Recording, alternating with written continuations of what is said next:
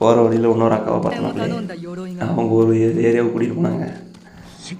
அந்த ஏரியாவுக்குள்ளே போயிட்டு suit ready பண்ணிவிட்டு அப்படியே என் கத்தியும் தீட்டிட்டு அந்த ஊருக்குள்ளே இருந்த தலைவரை பார்த்து வணக்கம் பெருசுன்னு நான் பேசிகிட்டு இருந்தேன். உடனே அந்த அக்கா கூப்பிட்டாங்கன்ட்டு ஓடி போய் எனக்கான்னு கேட்டால், டே தம்பி, இந்த ஊருக்குள்ளே தாண்டா ஒரு உழவாளிக்கிறான், அவன் யாருன்னு கண்டுபிடிக்கிறான்டானாங்க. அங்கே போய் பார்த்தா ஒரு சொட்ட தலையன். சரி, அவன் எங்கேயோ போயிட்டுருந்தான். நாங்களும் அப்படியே ஒளிஞ்சு போய் பார்த்தோம் எங்கடா போகிறான்னு. அவன் பார்த்தா அந்த கொள்ளக்கார கூட்டத்தில் போய் தகவல் கொடுத்துட்டுருந்தான். வாடா தக்காளின்ட்டு உள்ளே குதிச்சு எல்லாத்துக்கும் ஒவ்வொரு சோறு மக்களே, எல்லாத்துக்கும் வாயிலையும் கத்தி விட்டு ஆட்டிட்டு கடைசி அவனை தேடணும்.